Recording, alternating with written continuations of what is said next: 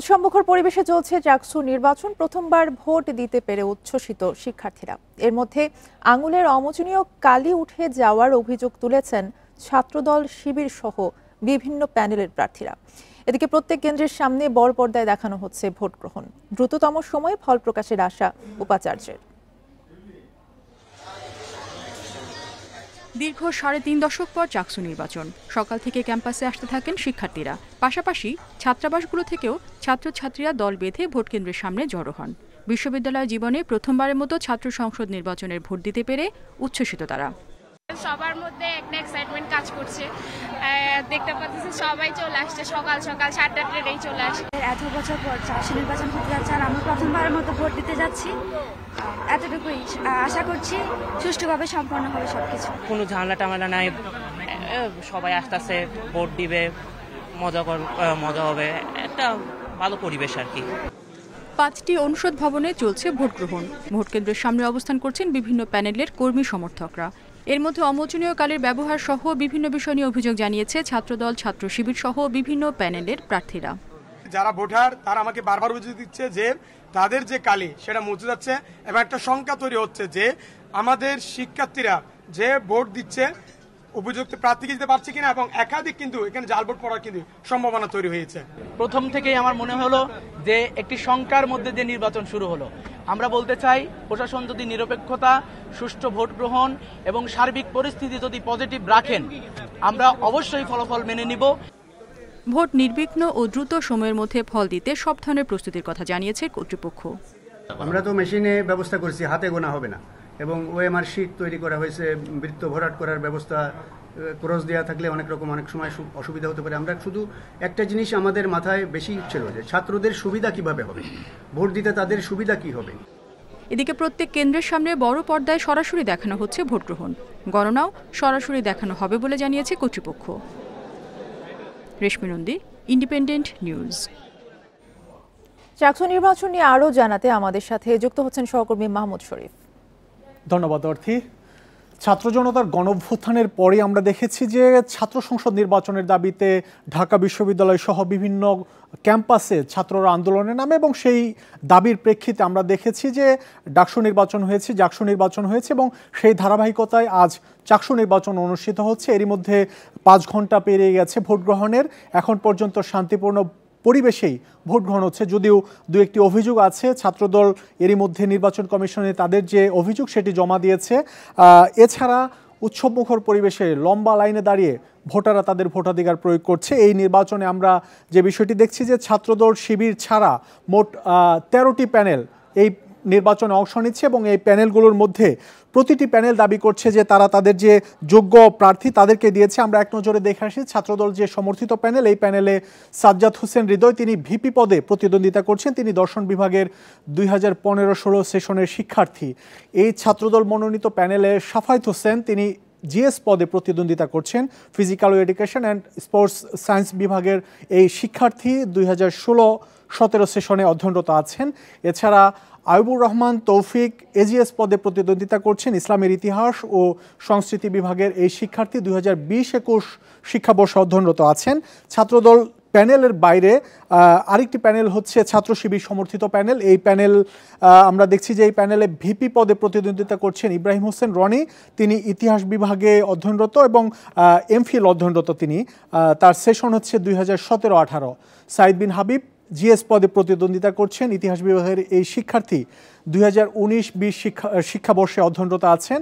আর AGS পদে প্রতিদ্বন্দ্বিতা করছেন ফাইন্যান্স বিভাগের সাজ্জাদ হোসেন মুন্না, তিনি 2019-20 সেশনের শিক্ষার্থী। অর্থাৎ ছাত্রদল, ছাত্র শিবিরের প্যানেলের বাইরে আরেকটি শক্তিশালী প্যানেল, অর্থাৎ এখানে আমরা ছাত্র জনতার যে গণঅভ্যুত্থান, সেই গণঅভ্যুত্থানে যারা অংশ নিয়েছিলেন তাদের একক কোনো প্যানেল আমরা দেখিনি। এখানে একটি যৌথ প্যানেল দিয়েছে তারা, এবং সেই যৌথ প্যানেলের নাম দেওয়া হয়েছে বৈচিত্র্যের ঐক্য প্যানেল। এই বৈচিত্র্যের ঐক্য প্যানেলে ভিপি পদে প্রতিদ্বন্দ্বিতা করছেন ধ্রুব বড়ুয়া, তিনি বাংলা বিভাগের শিক্ষার্থী, 18-19 সেশন অধ্যয়নরত।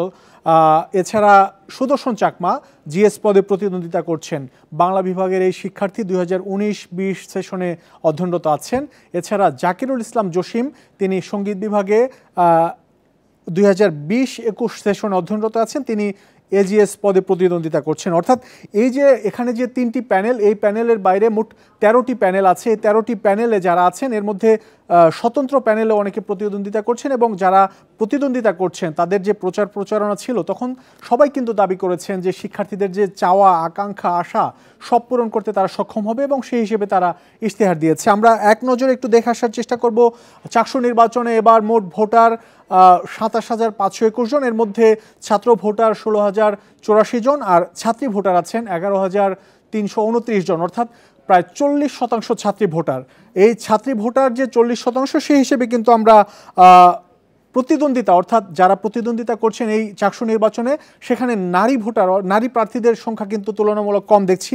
আমরা এক নজরে দেখে আসার চেষ্টা করব যে এই নির্বাচনে মোট কতজন প্রার্থী প্রতিদ্বন্দ্বিতা করছে। এর মধ্যে আমরা দেখছি যে 907 জন প্রার্থী প্রতিদ্বন্দ্বিতা করছে। এর মধ্যে কেন্দ্রীয় ছাত্র সংসদে 415 জন, অর্থাৎ এখানে 26টি পদের বিপরীতে 415 জন প্রতিদ্বন্দ্বিতা করছেন। আর হল সংসদে প্রতিদ্বন্দ্বিতা করছেন 486 জন, অর্থাৎ 14টি পদের বিপরীতে এই 486 জন প্রতিদ্বন্দ্বিতা করছেন হল সংসদ নির্বাচনে। অর্থাৎ এই যে এই 907 জন, যেটি আগেই বলছিলাম, নারী প্রার্থীদের সংখ্যা কিন্তু তুলনামূলক কম, 47 জন নারী প্রার্থী। অর্থাৎ এই 907 জন প্রার্থীর মধ্যে মাত্র 47 জন নারী প্রার্থী প্রতিদ্বন্দ্বিতা করছেন। যদিও এই নারী প্রার্থী যারা প্রতিদ্বন্দ্বিতা করছেন তারাও কিন্তু বলছেন যে ভোটার যারা আছেন, শিক্ষার্থী যারা আছেন, তাদের যে চাওয়া, আশা, আকাঙ্ক্ষা সব পূরণ করতে তারাও সক্ষম হবেন যদি নির্বাচিত হন। আমরা চাকসু নির্বাচনের আরও খবর জানার চেষ্টা করব। আমাদের সহকর্মীরা সকাল থেকে আছেন, চট্টগ্রাম বিশ্ববিদ্যালয় ছাত্র সংসদ নির্বাচন কভার করছেন। সেখানে আমরা শুরুতে যাওয়ার চেষ্টা করব আহসান হাবিব অপুর কাছে। অপু, এই মুহূর্তে কি দেখছেন? ভোট গ্রহণ 4 ঘন্টা হতে চলল, এখন পর্যন্ত কত শতাংশ ভোট কাস্ট হয়েছে জানতে পেরেছেন কিনা? দুঃখিত দর্শক, আলমগীর সবুজের কাছে যাব আমরা। আলমগীর সবুজ, আপনি যে কেন্দ্রে আছেন, এই কেন্দ্রে এখন পর্যন্ত কত শতাংশ ভোট কাস্ট হয়েছে সেটি একটু জানাবেন, আর কেন্দ্রের বাইরের পরিবেশ কি দেখছেন? ভোটারদের লম্বা লাইন আছে কিনা?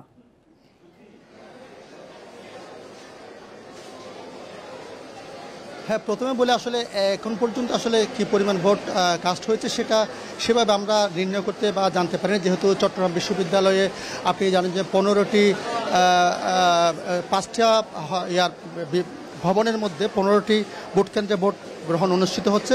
তবে বিজ্ঞান অনুষদে কিছুক্ষণ আগে, অর্থাৎ ঘণ্টাখানেক আগে আমরা জানতে চেয়েছি, সেখানে একটা কেন্দ্রে মোট ভোটার ছিল 400 জন। ওই সময়ে 128টা ভোট কাস্ট হয়েছে বলে তারা আমাদেরকে জানিয়েছেন। সেই হিসেবে বলা চলে যে প্রায় 40% মতো ভোট কাস্ট হয়েছে। এবং আমরা আরও আলাপ করে যেটা জেনেছি, আপনি নিশ্চয়ই দেখছেন এখানে অনেক ভোটার এখানে জড়ো হয়েছেন। আমরা একটু আগে আলাপ করেছিলাম যারা ভোটার এসেছেন তাদের সাথে। তারা বলছেন তারা চট্টগ্রাম শহরেই থাকেন বেশিরভাগ ভোটার। আপনারা জানেন যে এখানে আবাসিক হলের চাইতে অনাবাসিক ভোটারের সংখ্যা বেশি। তো তারা বলছেন চট্টগ্রাম শহর থেকে তারা আজকে শাটল ট্রেনে এসেছেন, সকালে এসেছেন, কিন্তু তারা একটু দেখে শুনে চিন্তাভাবনা করে যে উৎসব মুখরতা সেটা করে আসলে ভোট দেবেন বলে তারা বলছেন। এবং অনেকে এখনও পর্যন্ত ভোট দেননি, এবং তারা বলছেন তারা দেখছেন এবং চিন্তাভাবনা করছেন কাকে ভোট দেবেন। এবং বেশিরভাগ নারী ভোটার যারা আছেন তারা আমাদেরকে যেটা জানিয়েছেন, তারা বলছেন তারা মূলত আসলে প্যানেলও দিচ্ছেন, আবার অনেক সময় ব্যক্তিকে দেখে, তার কার্যক্রম দেখে, তার চিন্তাভাবনাকে দেখে তারা ভোট দিচ্ছেন বলে আমাদেরকে জানিয়েছেন। এবং আমরা দেখছি এখানে বিভিন্ন যে ভোট কেন্দ্র আছে, সব কেন্দ্রের সামনে বিভিন্ন প্যানেলের প্রার্থীরা স্বতন্ত্র এবং প্যানেলের প্রার্থীরা এখানে দাঁড়িয়ে ভোটারদেরকে তাদের ভোট দেওয়ার জন্য আহ্বান করছেন। আপনি দেখছেন এখনও আমরা দেখছি ভোটার আসলেই এগিয়ে যাচ্ছেন যারা প্রার্থী, তারা এগিয়ে গিয়ে বলছেন কী কারণে তাকে ভোট দেবেন, ভোট দেওয়ার জন্য অনুরোধ করছেন। এবং সার্বিক নিরাপত্তার ব্যবস্থার যদি আমরা বলি, আপনারা জানেন যে ইতিমধ্যে জেনেছেন প্রায় 2000-এর বেশি এখানে আইনশৃঙ্খলা রক্ষাকারী বাহিনীর সদস্যরা এখানে নিয়োজিত আছেন। এবং সকাল থেকে আমরা দেখেছি সুষ্ঠুভাবে এবং শান্তিপূর্ণভাবে ভোট গ্রহণ চলছে। সকাল 9টা থেকে শুরু হয়েছে এবং নিরবিচ্ছিন্নভাবে বিকাল 4টা পর্যন্ত ভোট গ্রহণ থাকবে। আপনি দেখছেন এই কেন্দ্রে দেখে ভোট ভোটাররা এখানে ঢুকছেন এবং যারা নির্বাচনী কর্মকর্তা তারা বলছেন এখন পর্যন্ত কোনো ধরনের বিশৃঙ্খলা কোনো ধরনের অপ্রীতিকর কিছু ঘটেনি। তবে আপনি ইতিমধ্যে জেনেছেন চট্টগ্রাম বিশ্ববিদ্যালয়ের যে কেন্দ্রীয় ছাত্র সংসদের প্রধান প্রতিদ্বন্দ্বী যাদের ভাবা হচ্ছে চট্টগ্রাম ইসলামী ছাত্র শিবির এবং ছাত্র দলের উভয়ই আসলে এখানে অভিযোগ করেছেন তারা যে ভোট দিচ্ছে ভোটারের খালিটায় মুছে যাচ্ছে বলে তারা অভিযোগ করেছেন। অমোচনীয় যে খালির কথা বলা হচ্ছে সেটা নেই, এই কারণে তারা এই অভিযোগটা করেছেন। তারা বলছেন এই ফাঁকে যদি বহিরাগত এখানে ঢুকে পড়ে সেটাও অস্বাভাবিক কিছু হবে না। আলমগীর সবুজ, আমরা জানি এই চাকসু নির্বাচনে মোট 40টি পদে ভোট দিচ্ছেন ভোটাররা। এই 40টি পদে ভোট দেওয়ার জন্য 10 মিনিট সময় নির্ধারণ করা আছে। তো এই যে এতক্ষণ পর্যন্ত ভোট গ্রহণ হলো, এর মধ্যে ভোটারদের পক্ষ থেকে কোনো অভিযোগ পেয়েছেন কিনা?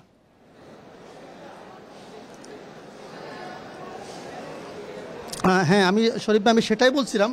ছাত্রদল এবং ছাত্র শিবিরের পক্ষ থেকে তারা অভিযোগ করেছেন যে অভিযোগটা শুধুমাত্র যে অমোচনীয় যে খালির ব্যবহার সেটা করা হচ্ছে না এবং যারা ভোট দিলে সেটা মুছে যাচ্ছে বলে তারা অভিযোগ করেছেন এবং তারা বারবার নির্বাচনের যারা কর্মকর্তা তাদেরকে এই অভিযোগটা জানিয়েছেন। এই প্রেক্ষাপটে নির্বাচনী কর্মকর্তা যারা আছেন তারা বলছেন এটা বড় কোনো সমস্যা না। তারা বলছেন তাদের কাছে ছবিযুক্ত ভোটার লিস্ট আছে। সব মিলিয়ে তারা বলছেন এটা খুব বেশি অভিযোগ করেছেন কিন্তু এটা খুব বেশি নির্বাচনে কোনো প্রভাব ফেলবে কিংবা বহিরাগত এসে ভোট দিয়ে যাবে এটা হবে না বলে তারা নিশ্চিত করেছেন এবং তারা বলছেন কোনো ধরনের ঝামেলা নাই, তারা সুষ্ঠুভাবে এবং নিয়মতান্ত্রিকভাবে স্বচ্ছভাবে ভোট গ্রহণ করছেন বলে তারা নির্বাচনী কর্মকর্তারা আমাদের। আলমগীর সবুজ, আপনি আমাদের সাথেই থাকুন। আরেক সহকর্মী আছেন আব্দুল্লাহ রাকিব। আব্দুল্লাহ রাকিব, আপনি যে কেন্দ্রে আছেন এই কেন্দ্রে কি পরিস্থিতি দেখছেন? ভোটারদের দীর্ঘ লাইন এখন পর্যন্ত আছে কিনা? আর সকাল থেকে যে ভোট গ্রহণ হচ্ছে ভোটারদের কোনো অভিযোগ আছে কিনা? আর প্রার্থীরা কি অভিযোগ করছে?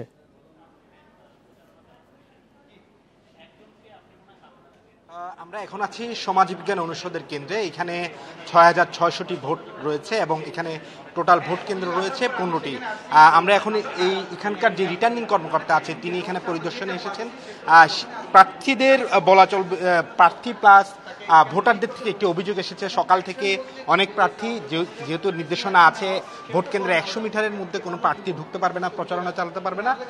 তবে তাদের কাছে অভিযোগ এসেছে যে অনেক প্রার্থী সকাল থেকে এখানে প্রচারণা চালাচ্ছেন এবং এই অভিযোগে তারা আসলে সশরীরে আসেন কেন্দ্রগুলোতে এবং পরিদর্শন করেন, কিন্তু তারা সেটির কোনো সত্যতা পাননি। তবে কিছুক্ষণ আগে আমাদেরকে ভোটাররা এবং প্রার্থীরা অভিযোগ করছেন যে সকাল থেকে এখানে অনেক প্রার্থী এসে প্রচারণা চালাচ্ছিলেন, কেন্দ্রের যারা দায়িত্বে আছেন তাদের বিরুদ্ধে তারা অভিযোগ করছেন। তবে এখানকার যিনি রিটার্নিং কর্মকর্তা এনায়েতুল্লাহ পাটোয়ারি তিনি পরিদর্শনে এসেছেন, তবে উনি এটি সত্যতা পাননি। এখন পর্যন্ত আমরা এই কেন্দ্রটিতে দেখছি ভোটার উপস্থিতি এখন একেবারে কম বলা চলে। তারা বলছেন যারা নির্বাচনী দায়িত্বে আছেন সকাল থেকে ভোটারদের চাপ ছিল এই কেন্দ্রগুলোতে, বিশেষ করে এখন পর্যন্ত তাদের কাছে যে তথ্যটি রয়েছে প্রায় 50% ভোট কাস্ট হয়েছে এবং শিক্ষার্থীরা যারা হল এবং অনাবাসিক শিক্ষার্থী যারা শহর থেকে এসেছিলেন সকালে ট্রেনে বাসে নানা মাধ্যমে তারা তাদের ভোট প্রয়োগ করেছেন। প্রার্থীদের কাছ থেকে মোটা দাগে যে অভিযোগটি আসছে যে অমোচনীয় কালি মুছে যাওয়া বিষয়সহ এবং বহিরাগত প্রবেশের একটি কথা ছাত্রদল প্রার্থীরাও বলেছেন। তারা বলছেন যে বহিরাগত ক্যাম্পাসে এখনও ঘোরাফেরা করছে ছাত্র নামধারী, কিন্তু প্রশাসন কোনো ধরনের ব্যবস্থা নিচ্ছে না। এবং ছাত্রদল যে অমোচনীয় কালি মুছে যাওয়ার যে অভিযোগটি করেছে একই অভিযোগ ছাত্র শিবিরের প্যানেলের ভিপি যিনি ইব্রাহিম হোসেন রনি তিনিও করেছেন। তবে তারা বলছেন যে প্রশাসন যদি অমোচনীয় কালির ব্যবস্থা করতে না পারতো সেটি অবশ্যই শিক্ষার্থীদেরকে ভোটারদেরকে প্রার্থীদেরকে আগে জানানো উচিত ছিল। তবে বিশ্ববিদ্যালয় প্রশাসন যেটি বলছে তারা জাতীয় নির্বাচনে যে ধরনের কালি ব্যবহার করা হয় জার্মানি থেকে সেটি আসলে তারা সংগ্রহ করার চেষ্টা করেছিলেন, কিন্তু সেটি তাদের পক্ষে জোগাড় করা সম্ভব হয়নি। এখন পর্যন্ত আমরা এই কেন্দ্রের এখানকার 580 জন ভোটার 480 জন ভোটার রয়েছে, এর মধ্যে প্রায় আমরা সকালের দিকে দেখেছিলাম এই অমোচনীয় কালি নিয়ে ছাত্রদলের পক্ষ থেকে অভিযোগ ছিল। সেই অভিযোগের বাইরে ছাত্রদল শিবির বা অন্য কোনো প্যানেলের প্রার্থীরা আর কোনো অভিযোগ করেছে কিনা?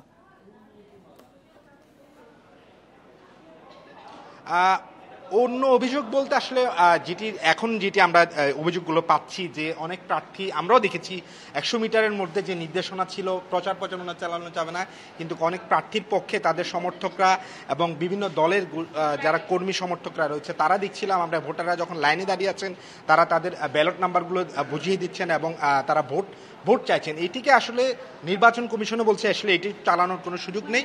তবে নির্বাচন কমিশন থেকে সে ধরনের তৎপরতা আমরা তখন পর্যন্ত দেখিনি। এখন যেহেতু একটি অভিযোগ এসেছে ডক্টর ইউনূস ভবন অর্থাৎ সমাজবিজ্ঞান অনুষদে, সেই অভিযোগের প্রেক্ষিতেই তারা এসেছিলেন, কিন্তু এই অভিযোগের সত্যতা পায়নি। আরেকটি অভিযোগ এসেছে যে সিসি ক্যামেরা বন্ধ হয়ে যায় অনেকগুলো কেন্দ্রে, বাইরে যে টিভি স্থাপন করা হয়েছে যেটির মাধ্যমে আসলে ভোটাররা দেখতে পাচ্ছেন, সেটি অনেকগুলো কেন্দ্রে বন্ধ ছিল, এই অভিযোগ এসেছে।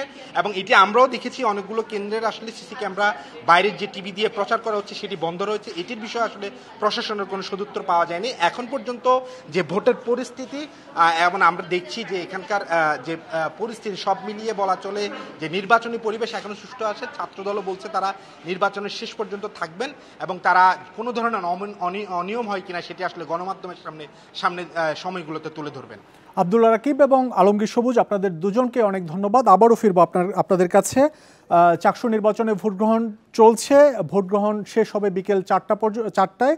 এখন পর্যন্ত তেমন কোনো অভিযোগ নেই, শান্তিপূর্ণ এবং সুষ্ঠুভাবে ভোট গ্রহণ চলছে, সে খবর জানাচ্ছিলেন আমাদের সহকর্মীরা। চাকসু নির্বাচন নিয়ে এই ছিল আমার কাছে। আবারও ফিরে যাব মূল স্টুডিওতে অর্থির কাছে। অর্থি, ধন্যবাদ শরীফ আপনাকে। চাকসু নির্বাচনের সবশেষ খবরাখবর জানছিলাম সহকর্মী মাহমুদ শরীফের কাছ থেকে। ৩৫ বছর পর কাল অনুষ্ঠিত হতে যাচ্ছে রাজশাহী বিশ্ববিদ্যালয় কেন্দ্রীয় ছাত্র সংসদ রাকসু নির্বাচন। এরই মধ্যে ক্যাম্পাসে মোতায়েন হয়েছে পুলিশ, র্যাব ও বিজিবি। ভোট গ্রহণ সুষ্ঠু করতে চলছে চূড়ান্ত প্রস্তুতি। কর্তৃপক্ষ বলছে নিরপেক্ষ ভোট নিশ্চিতের পাশাপাশি দ্রুততম সময়ে ফল প্রকাশে নেওয়া হয়েছে সার্বিক ব্যবস্থা। প্রচারণা শেষ মঙ্গলবার। এখন অপেক্ষা রাকসুর ভোট গ্রহণের। ৩ দশক পর অনুষ্ঠিত হতে যাওয়া নির্বাচনের জন্য ক্যাম্পাসে জোরদার করা হয়েছে নিরাপত্তা।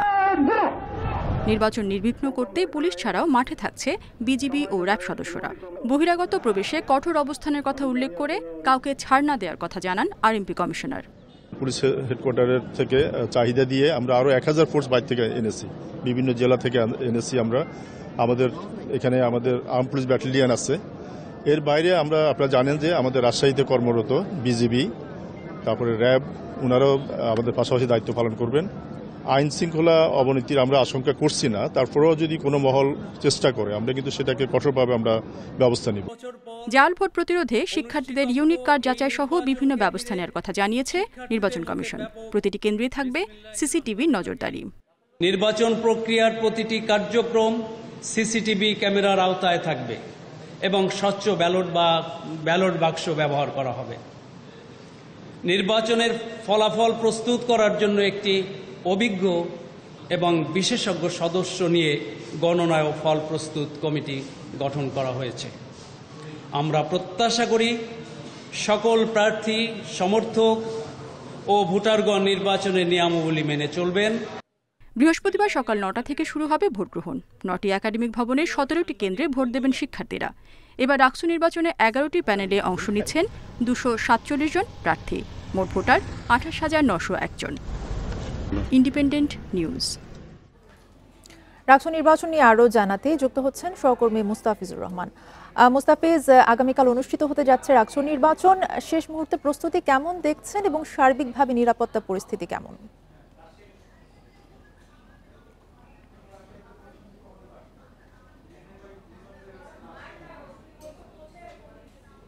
প্রস্তুতি সেটি বলা যেতে পারে প্রায় সম্পন্ন করেছেন এবং এর মধ্যে যে নিরাপত্তার যে বিষয়টি, নিরাপত্তা বেষ্টনী যেটি সেটি আমরা দেখেছি। গতকাল রাজশাহী বিশ্ববিদ্যালয়ের যে গেটগুলো ছিল সেগুলোতে প্রায় 800 মতো পুলিশ সদস্য মোতায়েন করা হয়েছিল এবং আজকে সকাল 9টার দিকে 9টার কিছু পরে রাজশাহী মেট্রোপলিটন পুলিশ কমিশনার তিনি একটি ব্রিফ করেন এবং রাজশাহী বিশ্ববিদ্যালয়ে এর আগে বলা হয়েছিল যে 2000 পুলিশ সদস্য মোতায়েন করা হবে। তবে আজকে তিনি বলেছেন যে 2000 নয় 2300 পুলিশ সদস্য মোতায়েন করা হচ্ছে বিভিন্ন গুরুত্বপূর্ণ স্থাপনা যে গেটগুলো রয়েছে, সেই সাথে রাজশাহী বিশ্ববিদ্যালয়ের যে ভোট কেন্দ্রগুলো রয়েছে, বুথগুলো রয়েছে, সেগুলোতে সার্বক্ষণিক নিয়োজিত থাকবেন এই আইন শৃঙ্খলা বাহিনীর সদস্যরা। এর পাশাপাশি স্ট্রাইকিং ফোর্স হিসেবে থাকবেন র্যাব এবং বিজিবি। র্যাবে থাকবে 12 প্লাটুন এবং বিজিবি থাকবে 6 প্লাটুন। এর মতো আমরা দেখেছি যে বিজিবি 12 প্লাটুন এবং বিজিবি থাকবে 6 প্লাটুন। এর মতো আমরা দেখেছি যে বিজিবির একটি টিম রাবি প্রশাসনের এখানে এসেছেন এবং তারা আলাপ আলোচনা করছেন এবং নিরাপত্তার যে বিষয়টি এখানে সর্বোচ্চ গুরুত্ব দেওয়া হচ্ছে। এখানে কিছুক্ষণ কিছুক্ষণ আগে নির্বাচন কমিশন কথা বলেছেন এবং নির্বাচন কমিশন যেটি বলছিলেন যে প্রত্যেকটি শিক্ষার্থী থেকে শুরু করে প্রার্থী থেকে শুরু করে শিক্ষার্থী প্রত্যেকের নিরাপত্তা নিশ্চিত করা হবে এবং কয়েক স্তরের নিরাপত্তা নিশ্চিতের পরেই একজন ভোটার কিন্তু ভোট দিতে পারবেন যদি একজন ভোটারকে 43টি ভোট দিতে হবে এবং রাষ্ট্র নির্বাচনকে একটি দৃষ্টান্তমূলক নির্বাচন অনুষ্ঠান করতে চান হয়ে থাকেন তিনি সেই কাজটি করতে চান এবং সেই লক্ষ্যে তারা এগিয়ে যাচ্ছেন এবং রাষ্ট্র নির্বাচনে যেন কোনো প্রশ্ন না ওঠে সেই বিষয়টিও লক্ষ্য রাখছেন এবং নির্বাচন কমিশনের পক্ষ থেকে বলা হচ্ছে যে সুস্থ এবং নিরপেক্ষ সেই সাথে অংশগ্রহণমূলক নির্বাচন অনুষ্ঠানে যা যা করণীয় প্রশাসনের পক্ষ থেকে সবকিছু করা হচ্ছে এবং তাদের পক্ষ থেকে এখন পর্যন্ত তারা বলছেন যে কোনো প্রার্থী এখন পর্যন্ত কোনো অভিযোগ করেনি বা বড় ধরনের কোনো আচরণবিধি লঙ্ঘন সহ কোনো অভিযোগ আসেনি এবং নির্বাচন কমিশন বলছেন তারা শতভাগ এখানে তারা বলছেন যে তাদের পক্ষ থেকে শতভাগ তারা নিরপেক্ষ থেকে এই নির্বাচনটি করতে চান এবং কোনো দল বা মতের পক্ষে নয় তারা একটি নিরপেক্ষ নির্বাচন অনুষ্ঠান করতে চান এটি বলা হচ্ছে সেই সাথে নিরাপত্তার যে প্রসঙ্গটি আছে আইন শৃঙ্খলা বাহিনীর পক্ষ থেকে জানানো হয়েছে এখানে র্যাব বিজিবি পুলিশের পাশাপাশি কিন্তু গোয়েন্দা সংস্থা ইউনিট এখানে কাজ করছে এবং তারা বলছিলেন যে প্রত্যেকটি স্পর্শগত যে বিষয়গুলো রয়েছে অর্থাৎ এখানে রাজশাহী বিশ্ববিদ্যালয়ের বাইরের যে গণ্ডিগুলো রয়েছে যেগুলোতে বহিরাগত অনুপ্রবেশ ঘটে থাকে সেই জায়গাগুলোতেও তাদের কঠোর নজরদারি থাকে সেই সাথে তাদের যে ওয়ার্কটি সেটি শুধু নির্বাচনের আগের দিন নয় নির্বাচনের আগের দিন নির্বাচনের দিন এবং নির্বাচনের পরের দিন পর্যন্ত তাদের যে নিরাপত্তা বেষ্টনী সেটি থাকবে এবং সার্বিক পরিস্থিতি তারা পর্যবেক্ষণ করছেন এবং নিরাপত্তার স্বার্থে তাদের সার্বিক প্রস্তুতি কিন্তু সম্পন্ন করা হয়েছে সেই সাথে রাজ্য কর্তৃপক্ষ বলছেন যে তারা সুস্থ নির্বাচন দিতে তারা প্রস্তুত এবং সেই প্রস্তুতিও তাদের সম্পন্ন হয়েছে তো রাজশাহী বিশ্ববিদ্যালয় থেকে ছিল মোস্তাফিজুর রহমান জানাচ্ছিলেন রাকসু নির্বাচন নিয়ে পিআর ও গণভোট সাধারণ মানুষ বোঝে না দেশ রক্ষায় দ্রুত নির্বাচন প্রয়োজন বলে মন্তব্য করেছেন বিএনপি মহাসচিব মির্জা ফখরুল ইসলাম আলমগীর বুধবার ঠাকুরগাঁওয়ের গড়েয়া ইউনিয়নে এক মতবিনিময় সভায় অংশ নিয়ে তিনি এসব কথা বলেন মির্জা ফখরুল বলেন আগামী নির্বাচনে এমন ব্যবস্থা থাকবে যেখানে সবার ভোটাধিকার নিশ্চিত করা হবে বিএনপি গণতন্ত্রে বিশ্বাস করে বিএনপি প্রতিহিংসা চায় না শান্তি চায় বলে মন্তব্য করেন তিনি দেশ রক্ষায় বিভাজন সৃষ্টি না করে ঐক্যবদ্ধ থাকার আহ্বান জানিয়ে বিএনপি মহাসচিব বলেন ভাগাভাগি করে দেশের অনেক ক্ষতি হয়ে গেছে জনগণ যাকে ভোট দেবে তারাই সরকার গঠন করবে এ সময় সাংবিধানিক সংস্কার কমিশনের যেসব বিষয় ঐক্যমত্য হয়েছে জুলাই সনদে সেসব অন্তর্ভুক্ত করা হবে আর যেসব বিষয়ে একমত হয়নি সেগুলো নিয়ে রাজনৈতিক দলগুলো নির্বাচনের মাধ্যমে জনগণের রায় নেবেন বলে জানান তিনি এছাড়া বিএনপি ক্ষমতায় গেলে 1 কোটি চাকরি নিশ্চিত করে বেকারত্ব দূর করার দাবি মির্জা ফখরুলের আমাদের মাঝে এসে উপস্থিত হয়েছে আমরা আলোচনা করি তর্ক বিতর্ক করি সেটা পার্লামেন্টে গিয়ে করি আমরা বলেছি যে আসুন এটাকে আমরা নেক্সট পার্লামেন্টে তর্ক বিতর্ক করে যদি পিআর দেশের লোক চায় তাহলে আমরা সেটা করবো দয়া করে নির্বাচনটা তাড়াতাড়ি হতে দেয় এই মানুষগুলো বাঁচুক এই অস্থিরতার মধ্যে যে মানুষ আছে সেই অস্থিরতা কাটুক মানবতা বিরোধী অপরাধের বিভিন্ন মামলায় গ্রেফতার সাবেক আওয়ামী লীগ সরকারের সাবেক 10 মন্ত্রী 2 উপদেষ্টা এমপি বিচারপতি সচিব সহ 18 আসামির বিরুদ্ধে 8 ডিসেম্বর তদন্ত প্রতিবেদন দাখিলের নির্দেশ দিয়েছেন ট্রাইব্যুনাল এর আগে সকালে বিভিন্ন কারাগার থেকে আসামিদের ট্রাইব্যুনালে আনা হয় সাবেক মন্ত্রী প্রতিমন্ত্রীদের মধ্যে আছেন আনিসুল হক দীপুমণি আব্দুর রাজ্জাক শাহজাহান খান আমির হোসেন আমু হাসানুল হক ইনু রাশেদ খান মেনন জুনায়েদ আহমেদ পলক এছাড়া আছেন প্রধানমন্ত্রীর সাবেক উপদেষ্টা তৌফিক ইলাহি চৌধুরী ও বিচারপতি মানিক এদিকে হত্যার পর আশুলিয়ায় 6 মরদেহ পোড়ানোর মামলায় পুলিশ কর্মকর্তা সহ 7 জনকে ট্রাইব্যুনালে হাজির করা হয় এই মামলায় চলছে সাক্ষ্য গ্রহণ এছাড়া আরও 4 মামলায় মোট 47 আসামিকে আদালতে হাজির করা হয়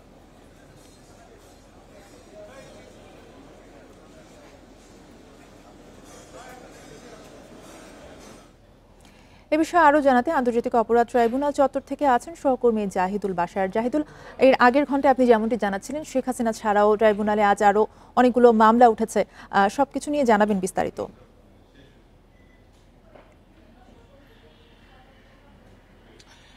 দেখুন শেখ হাসিনার মামলাকেই সবচেয়ে গুরুত্বপূর্ণ এখন তার মামলায় রাষ্ট্রপক্ষর যে যুক্তিতর্ক উপস্থাপন সেটা আগামীকাল শেষ হবে আজকে কিছুক্ষণ আগে আজকের যেই উপস্থাপন তথ্য যুক্তি প্রমাণ সেগুলোর মধ্যাহ্ন বিরতিতে গেছে আদালত এ পর্যন্ত যেটি হচ্ছে সবচেয়ে গুরুত্বপূর্ণ আপনি জানেন যে শেখ হাসিনার বিরুদ্ধে মোট 5টি অভিযোগ সুনির্দিষ্ট তার ভিতরে 2টির বিষয় নিয়ে গত 3 দিন আজকে 4র্থ দিন পর্যন্ত আলোচনা হচ্ছে তার মধ্যে এই যে লেথাল উইপেন বা শেখ হাসিনা যে সরাসরি মারণাস্ত্র ব্যবহার করে আন্দোলনকারীদের হত্যার নির্দেশনা দিয়েছেন, এই যে অভিযোগটি, সেটার উপরে সবচেয়ে বেশি গুরুত্ব দিয়েছে রাষ্ট্রপক্ষ এবং তা নিয়েই কিন্তু বলতে গেলে আজকে 3 দিন, প্রথম দিনের পরের থেকেই নিয়ে 3 দিন সেই বিষয়গুলো আজকে শেষের দিকে এই মধ্যাহ্নবিরতির আগ পর্যন্ত কয়েক ঘন্টা ধরে কিন্তু হেলিকপ্টার থেকে যেই গুলির নির্দেশনা দেওয়া হয়েছে, তিনি হাসানুল হক ইনুর সাথে একটি ফোনালাপে বলেছেন এবার ওপর থেকে বোম্বিং হবে, ওপর থেকে মারা হবে, এই ফোনালাপও সেখানে শোনানো হয়েছে এবং সেই বিষয়টি নির্দিষ্ট করে যে হেলিকপ্টার থেকে কিভাবে ব্যবহার করা হয়েছিল তার পুরো বর্ণনা তিনি সেখানে তথ্য প্রমাণ সহ তুলে ধরেছেন। চিফ প্রসিকিউটর আদালতকে জানিয়েছেন যে 1 জুলাই থেকে 5 আগস্ট পর্যন্ত সারা দেশে চট্টগ্রাম, ঢাকা সহ ঢাকা থেকে বিভিন্ন জায়গায় 36টি র্যাবের ফ্লাইট অর্থাৎ হেলিকপ্টার ফ্লাইট উঠেছে এবং এই হেলিকপ্টারগুলো কোথায় কিভাবে উড়ে গেছে, কারা গেছেন, সেখানে কোন কোন র্যাব কর্মকর্তারা সেখানে ছিলেন, সেই বিষয়গুলো তিনি তুলে ধরেছেন। একই সাথে এই হেলিকপ্টার যখন টহল দিচ্ছিল সেই সময় কোন অস্ত্র ব্যবহার করা হয়েছে সেগুলো আদালতে তিনি বলেছেন। সেখানে চিফ প্রসিকিউটর গুরুত্বপূর্ণ একটি বিষয় বলেছেন যে সাধারণত কোনো কাউকে নিয়ে উড়াল দিলে বা কোনো জায়গা থেকে কাউকে উদ্ধার করার জন্য গেলে হেলিকপ্টার এত নিচ দিয়ে ফ্লাই করার কথা না, কিন্তু দেখা গেছে যে এই আন্দোলন চলাকালীন সময় ঢাকা শহরের ভেতর দিয়ে বিভিন্ন জায়গায় যখন হেলিকপ্টারগুলো ফ্লাই করেছে সেই সময়টা খুব কাছ থেকে, অর্থাৎ তিনি এটি বোঝাতে চেয়েছেন যে আন্দোলনকারীদের নজরদারি, তাদের উপর অ্যাটাক করা, এই কাজেই কিন্তু হেলিকপ্টার ব্যবহার হয়েছে। সেটির একেবারে ফ্লাইট সংখ্যা দিয়ে তিনি সব তথ্য প্রমাণ তুলে ধরেছেন। এখানে চিফ প্রসিকিউটর আরেকটি বিষয় বলেছেন যে এই হেলিকপ্টার থেকে যেই গুলি করা হয়েছে সেই গুলির যেই তথ্য প্রমাণ তারা পেয়েছেন সেটি র্যাব সদর দপ্তর থেকে দেওয়া হয়েছে, কিন্তু সেটি সঠিক নয়। তিনি বলেছেন যে এমন হতে পারে, তিনি একেবারে উদাহরণ দিয়েছেন যে দেখা গেল 5000 গুলি বর্ষণ করা হয়েছে কিন্তু প্রমাণ দেওয়া হয়েছে 100 গুলি খরচ করা হয়েছে, বাকি গুলিগুলো অন্য জায়গা থেকে যেগুলো প্রমাণ ছাড়া নেওয়া হয়েছে সেগুলো থেকে সেই জায়গাগুলোতে কিন্তু গুলির ব্যবহার করা হয়েছে। এই ধরনের অনেক তথ্য আদালতে দিয়েছেন। এটি গেল চিফ প্রসিকিউটরের আজকে যে শেখ হাসিনার মামলার আর্গুমেন্টের বিষয়। আরেকটি গুরুত্বপূর্ণ যেটি এই মামলায় এই আদালতে আওয়ামী লীগ সরকারের সময়ের যারা গুরুত্বপূর্ণ ব্যক্তিরা ছিলেন, বিভিন্ন মন্ত্রী, সচিব, সেখানে উপদেষ্টারা রয়েছেন, তারা যেখানে ছিলেন সেই জায়গায় যে মামলাটি, সেখানে আজকে মোট 16-17 জনের মতো এখানে আনা হয়েছিল। তাদের বিষয়টিতে আসছে যে আগামী 8 ডিসেম্বর এই মামলার যে তদন্ত প্রতিবেদন সেটি জমা দিতে বলা হয়েছে। যদিও চিফ প্রসিকিউটর একটি বিষয় বলেছেন যে এখানে যাদের আনা হয়েছে তারা সবাই হয়তো এই মামলায় শেষ পর্যন্ত থাকবেন না, আলাদা আলাদা করে মামলায় তাদেরকে অন্তর্ভুক্ত করা হবে, সেই তদন্ত কিন্তু চলছে। যেমন এরই মধ্যে হাসানুল হক ইনুর আলাদা চার্জ ফ্রেমিং এর শুনানি হচ্ছে। তো এই ছিল মোটামুটি এখানে গুরুত্বপূর্ণ দুটি মামলার বিস্তারিত। ধন্যবাদ আপনাকে। জাহিদুল বাশার জানাচ্ছিলেন আন্তর্জাতিক অপরাধ ট্রাইব্যুনাল চত্বর থেকে। চলতি অর্থ বছর শেষে বাংলাদেশের জিডিপি প্রবৃদ্ধি হবে 4.9%, কমবে মূল্যস্ফীতিও। মঙ্গলবার আন্তর্জাতিক মুদ্রা তহবিল IMF এর বিশ্ব অর্থনৈতিক পূর্বাভাস প্রতিবেদনে এসব তথ্য উঠে এসেছে। এতে বলা হয় গত অর্থ বছরে বাংলাদেশের জিডিপি প্রবৃদ্ধি ছিল 3.8%, তবে চলতি অর্থ বছরে অর্থনীতি কিছুটা ঘুরে দাঁড়াবে। জুনে চলতি অর্থ বছরে বাংলাদেশের অর্থনীতিতে 5.4% প্রবৃদ্ধির পূর্বাভাস দিয়েছিল IMF, তবে 3 মাস পর পূর্বাভাস কমিয়েছে সংস্থাটি, যদিও এর কারণ উল্লেখ করা হয়নি। সংস্থাটি বলছে 2030 সালে বাংলাদেশের জিডিপি প্রবৃদ্ধির হার হবে 6.5%, আর এবছর বৈশ্বিক গড় জিডিপিতে প্রবৃদ্ধি হবে 3.2%।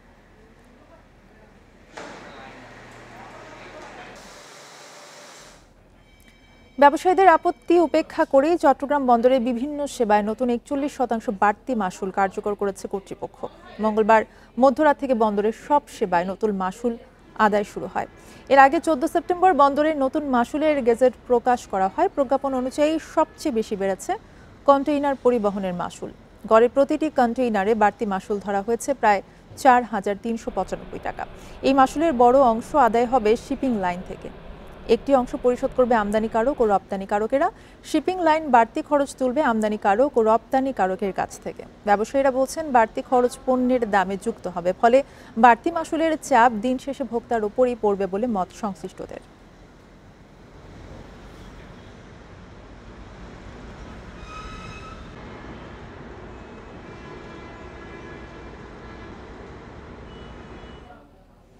রোববার থেকে সকালে এবং রাতে আধা ঘন্টা করে বাড়ছে মেট্রো রেল চলাচলের সময়। নভেম্বরের মাঝামাঝি থেকে বাড়ানো হবে মেট্রো রেলের ট্রিপের সংখ্যাও।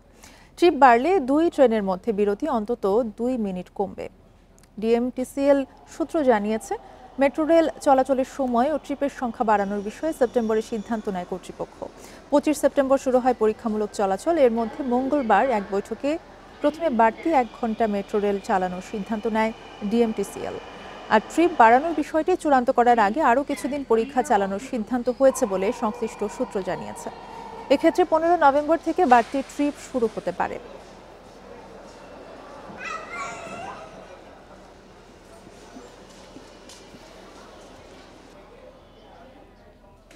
জানুয়ারিতে মেট্রো রেল স্টেশনে চালু হবে বিপণী বিতান। উত্তরা থেকে মতিঝিল রুটের স্টেশনে বরাদ্দ দেওয়া হবে 33টি দোকান, পাওয়া যাবে খাবার, পোশাক এবং নিত্যপণ্য। ট্রেনের ভেতরে চলবে ডিজিটাল বিজ্ঞাপন। বাণিজ্যিকভাবে মেট্রো স্টেশন ব্যবহারের সিদ্ধান্তে খুশি নগরবাসী। ব্যাপক জনপ্রিয়তা পেয়েছে মেট্রো রেল। উত্তরা থেকে মতিঝিল প্রতিদিন চলাচল করে 4 লাখের বেশি যাত্রী। এ রুটে স্টেশন রয়েছে 17টি। স্টেশনে চালু হয়েছে বিভিন্ন ব্যাংকের এটিএম বুথ। এবার কেনাকাটারও সুযোগ পাচ্ছেন যাত্রীরা। ডিএমটিসিএল বলছে শিগগিরই মেট্রো স্টেশনে দোকান বরাদ্দ দেয়া হবে, তবে কেউ গ্যাস সিলিন্ডার বা আগুন ব্যবহার করতে পারবে না। আমরা চাবো উইদিন 3 to 4 মান্থ যেন ওরা রেডি করে যেটাই যে পারপাসে নিবে রেডি করে যাতে যাত্রী সেবা আরম্ভ করতে পারে। বছর প্রথম নেক্সট ইয়ারে স্টেশনে আমরা যাচ্ছি ফুড ভেন্ডিং মেশিনের জন্য। অলরেডি অ্যাডভার্টাইজমেন্ট করা হয়েছে ফুড ভেন্ডিং মেশিন। কর্তৃপক্ষের এমন সিদ্ধান্তে খুশি যাত্রীরা। তাদের মতে নিত্যপণ্যের দোকান হলে কেনাকাটাও করা যাবে। মেট্রো রেলে আমরা চলাফেরা করি, সময়টা বাঁচে। এখন এখানে যদি কিছু খাবার কেনাকাটা করার মতন অপশন থাকে আরও ভালো হবে। আমরা কিছু খাওয়া দাওয়া করতে পারলাম, প্রয়োজনে কিছু কিনে বাসায় নিয়ে যেতে পারলাম। মেট্রো রেল আমাদের জন্য একটা আশীর্বাদ।